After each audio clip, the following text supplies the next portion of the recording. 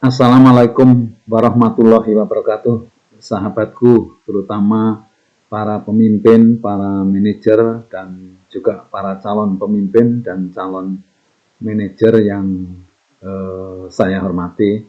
Kali ini saya masih meneruskan video seri kepemimpinan. Saat ini saya ngambil judul 20 peran penting seorang pemimpin. Jadi nanti akan saya jelaskan peran apa saja kita sebagai pemimpin. Ya, mudah-mudahan dengan penjelasan ini kita semakin tahu persis peran kita kalau kita ini jadi pemimpin atau manajer. Yang pertama, seorang pemimpin dan manajer harus berperan sebagai motivator. Maksudnya bahwa kita sebagai pemimpin harus memberikan motivasi, harus membuat para anak buah kita memiliki semangat motivasi yang tinggi untuk melakukan satu kegiatan. Dan tentu untuk bisa memotivasi anak buah, kita harus mencari cara, strategi apa yang harus kita lakukan supaya mereka bisa mengeluarkan seluruh potensi dengan motivasi yang tinggi. Karena kita tahu bahwa kinerja atau hasil kerja itu adalah gabungan ya dari potensi dan motivasi. Dan motivasi ini sesuatu yang sulit sekali karena dia bisa naik turun, muncul, kemudian tenggelam dan lain sebagainya. Sangat tergantung kepada perasaan. Oleh karena itu, seorang pemimpin harus bisa menjadi motivator anak buahnya dengan cara-cara yang elegan, cara-cara yang efektif, sehingga anak buah kita atau anggota organisasi bisa termotivasi karena sikap dan perilaku dan usaha kita.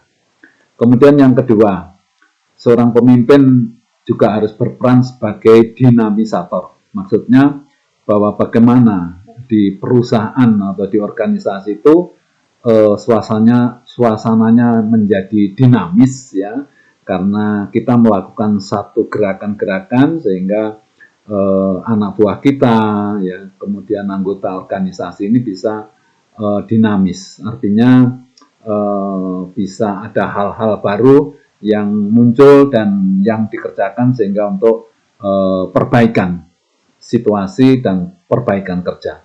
Jadi harus dinamis begitu. Kemudian yang ketiga adalah peran sebagai moderator. Kita sebagai pemimpin tentu kita harus berada di tempat yang netral ya. Jadi kalau ada masalah ya, itu bisa kita upayakan untuk kita tengahi, kita sebagai moderator. Kalau ada sesuatu transaksi dan lain sebagainya, kita bisa berperan sebagai moderator. Kemudian di dalam hal-hal yang terkait dengan konflik antara atasan dan bawahan, antara manajemen dan karyawan, kita juga harus bisa menjadi moderator, artinya penengah supaya suasana menjadi lebih baik. Peran berikutnya adalah sebagai fasilitator. Jadi kita tahu bahwa kalau kita melakukan kegiatan itu membutuhkan fasilitas ya, dan fasilitas yang diperlukan oleh anak buah kita, oleh anggota organisasi kita, kita siapkan. Termasuk kalau kita ini menjadi trainer, menjadi pelatih ya, yang memberikan training itu harus bisa memfasilitasi, bisa memberikan satu kebutuhan yang dibutuhkan oleh mereka. Jadi kita sebagai fasilitator. Kemudian peran berikutnya adalah sebagai negosiator ya.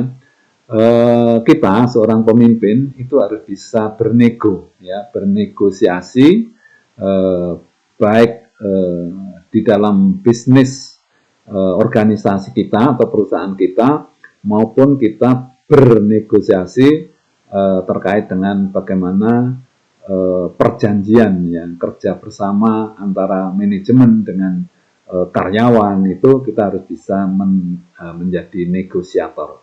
Jadi kita memiliki kemampuan ya untuk menyampaikan sesuatu ya, baik itu dari pihak karyawan maupun dari pihak manajemen, dan kita bisa membuat transaksi ya, transaksi atau perjanjian itu bisa berjalan dengan lancar, sama-sama menguntungkan, baik itu dari pihak kita maupun dengan pihak luar, atau dari pihak manajemen dengan pihak karyawan. Jadi peran kita salah satunya adalah sebagai negosiator. Kemudian peran berikutnya adalah sebagai informator ya. Tentu karyawan ya, anak buah kita, anggota organisasi itu perlu informasi bagaimana sih kondisi perusahaan ini, bagaimana sih kondisi organisasi ini, apakah ada hal-hal penting yang perlu disampaikan kepada bawah atau bawahan, kepada anak buah kita. Nah, kita sebagai informator memberikan informasi yang memadai, yang proporsional. Artinya bahwa informasi yang diberikan kepada bawahan ini cukup memadai dan tidak perlu ya. Jadi mohon maaf, di dalam organisasi tidak seluruh informasi itu harus diketahui oleh bawahan, oleh karyawan. Ada hal-hal yang memang tidak perlu diinformasikan. Nah, seorang informator itu harus bisa memilah-milah mana yang bisa disampaikan dan mana yang tidak boleh disampaikan. Dalam artian semuanya dalam hal positif, bukan akal-akalan ya. Jadi informasi yang memang perlu disampaikan kepada karyawan itu harus disampaikan. Kemudian peran berikutnya adalah sebagai transformator ya.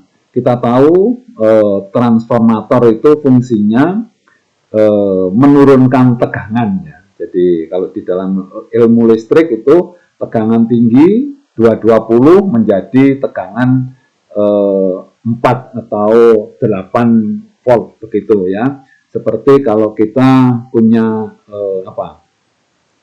peralatan trafo begitu ya, itu kan menurunkan tegangan gitu. Ini maksudnya bahwa di dalam mekanisme, di dalam operasional sebuah organisasi itu ada hal-hal penting.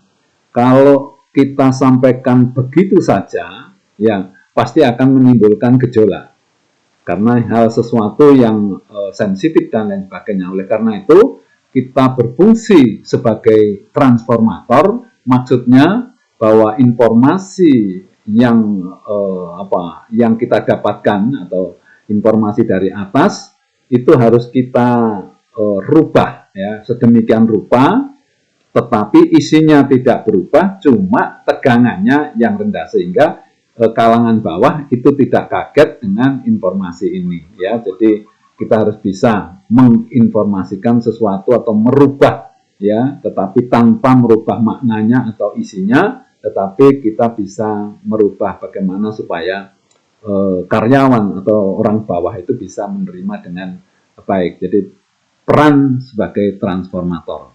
Kemudian peran berikutnya adalah sebagai shock absorber, atau kalau bahasa Belanda itu shock breaker itu ya, sebagai peredam ya.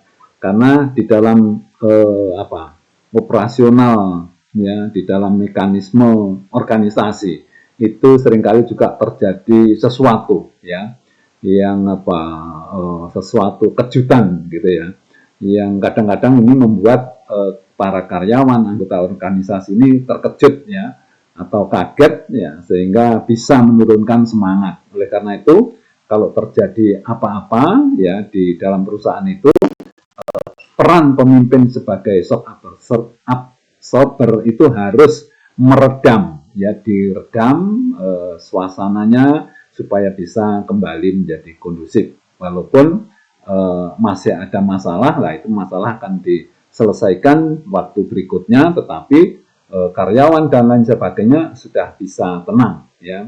Jadi kita harus bisa meredam situasi atau gejolak yang ada di dalam organisasi itu. Kemudian peran berikutnya adalah sebagai entrepreneur. Jadi seorang pemimpin ya, kalau kita dalam organisasi sekarang ini hampir seluruh organisasi ini sifatnya adalah bisnis, sehingga kita harus bisa menghitung-hitung apa untung ruginya, ya, termasuk di dalam politik dan lain sebagainya. Itu harus dihitung untung ruginya untuk kita melaksanakan sesuatu, ya. Jadi kita harus berjiwa bisnis dalam tanda kutip gitu ya.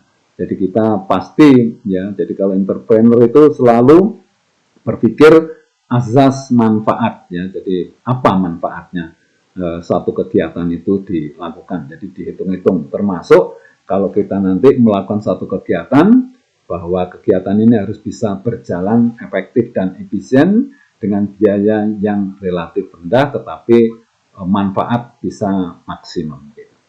Kemudian peran berikutnya adalah sebagai breaker, sebagai rem. Jadi tidak menutup kemungkinan, ya, di suatu organisasi ada beberapa karyawan, bahkan sebagai pimpinan, kadang-kadang juga pimpinan, artinya pimpinan di atas kita gitu, itu melakukan sesuatu yang tidak baik, ya, dan itu membahayakan. Atau kalau anak buah kita melakukan sesuatu ternyata itu sangat membahayakan, maka kita sebagai pemimpin berperan sebagai rem, harus bisa menyetop, harus bisa mengerem supaya kegiatan itu tidak berlanjut, karena itu sangat membahayakan perusahaan, ya, membahayakan diri orang yang melakukan kegiatan itu.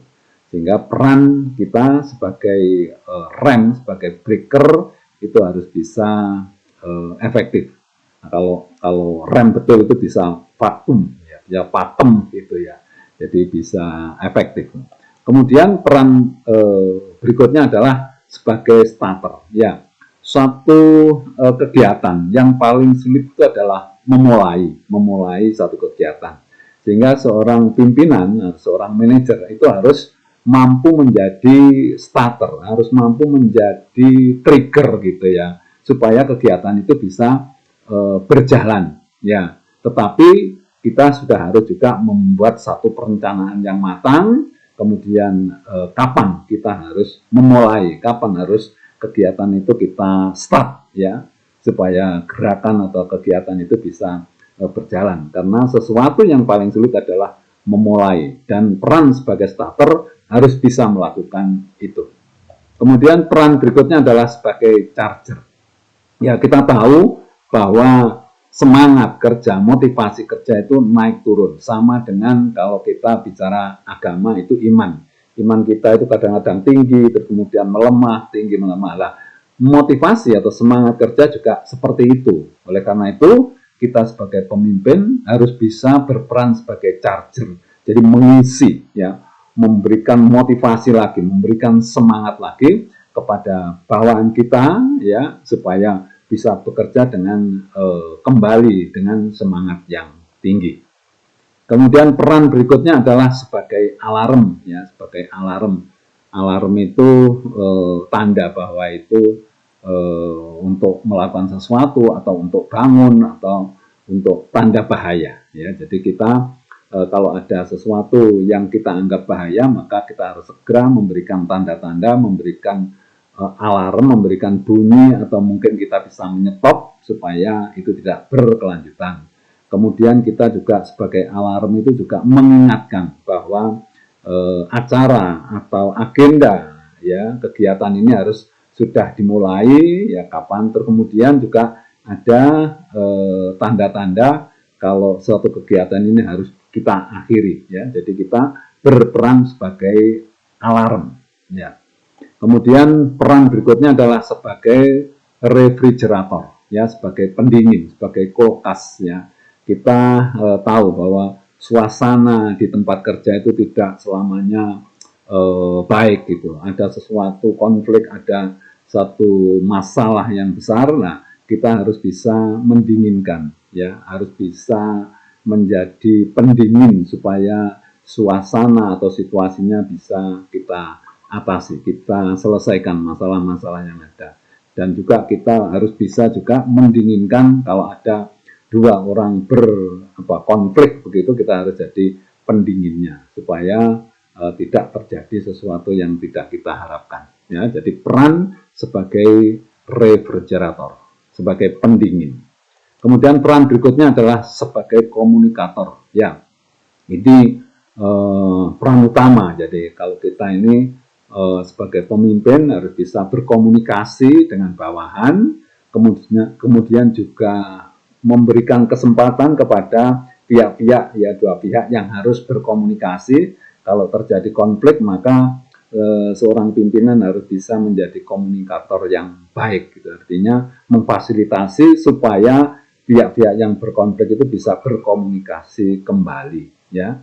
Dan kalau kita ini sebagai pemimpin, ya, menjadi komunikator itu harus bisa melakukan katakanlah apa yang menjadi kendala-kendala di dalam komunikator. Jadi kalau saya boleh sampaikan bahwa di dalam berkomunikasi itu sebetulnya ada 3 hal penting. Yang pertama itu adalah bahwa kita yang berkomunikasi ini tidak punya masalah. Selama ada masalah, kita komunikasi pasti tidak baik, dan itu yang harus diselesaikan dulu, ya, masalahnya itu. Yang kedua, cara kita berkomunikasi itu harus dengan cara yang baik. Kemudian yang ketiga, harus kita lihat siapa yang kita ajak berkomunikasi. Sehingga hal-hal seperti ini harus kita sampaikan kepada bawahan kita, anggota organisasi kita, supaya mereka juga mampu berkomunikasi dengan baik.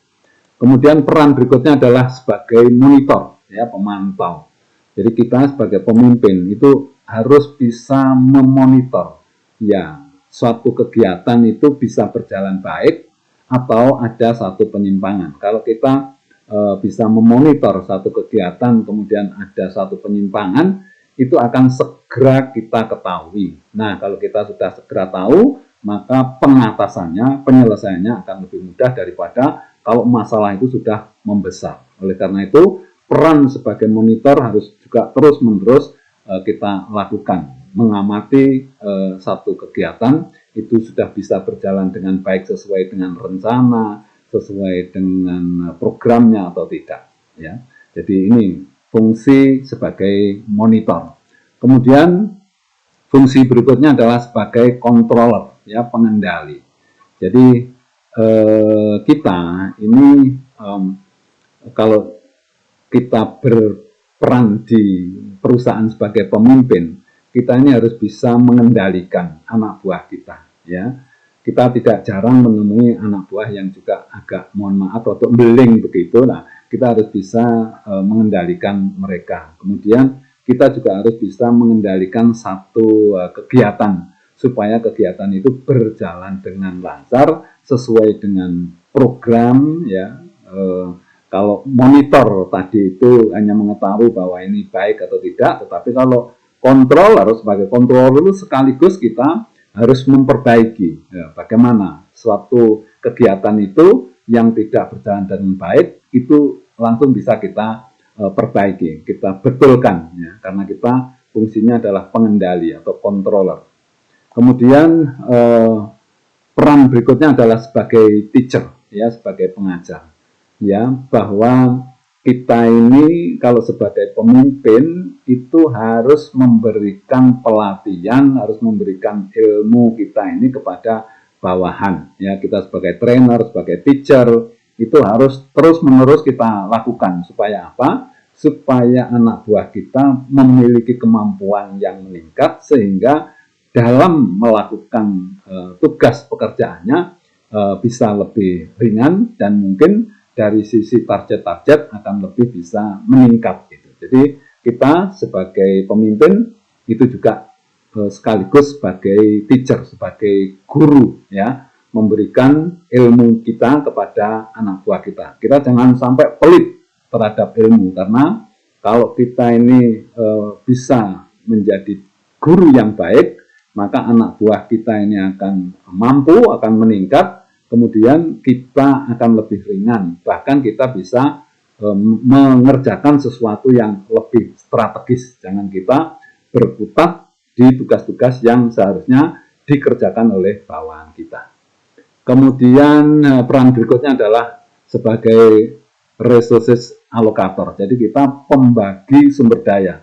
Jadi bagaimana kita membagi antara sumber daya manusia, sumber daya uang, ya, sumber daya informasi dan lain sebagainya. Kita harus bisa membagi pekerjaan atau membagi sumber daya, ya. sehingga kegiatan itu bisa berjalan baik karena masing-masing bidang itu sudah tersedia sumber dayanya.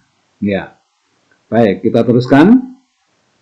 Peran berikutnya adalah sebagai inspirator. Ya, jadi kita sebagai pemimpin harus selalu mampu atau selalu bisa memberikan inspirasi ya kepada bawahan, kepada anak buah kita, supaya anak buah kita bisa maju, ya, bisa berpikir kreatif, berpikir menambah ya atau memajukan kegiatan inovasinya ada, ya kreativitasnya ada. Itu harus kita pancing begitu, kita berikan umpan begitu sehingga anak buah kita itu bisa memaksimalkan potensinya untuk kepentingan pekerjaan atau perusahaan. Sahabatku, itu tadi sudah 20 peran ya seorang pemimpin itu sebagai apa begitu sudah saya terangkan, mulai dari motivator sampai inspirator. Mudah-mudahan ya kita sebagai pemimpin belajar dari penjelasan ini bahwa ternyata sebagai pemimpin ini memiliki peran yang banyak ya di dalam perusahaan. Oleh karena itu kita harus banyak belajar supaya peran-peran itu bisa kita laksanakan, kita kerjakan dengan baik, kita sebagai seorang pemimpin atau manajer. Sahabatku, ini dulu saya akhiri. Wassalamualaikum warahmatullahi wabarakatuh.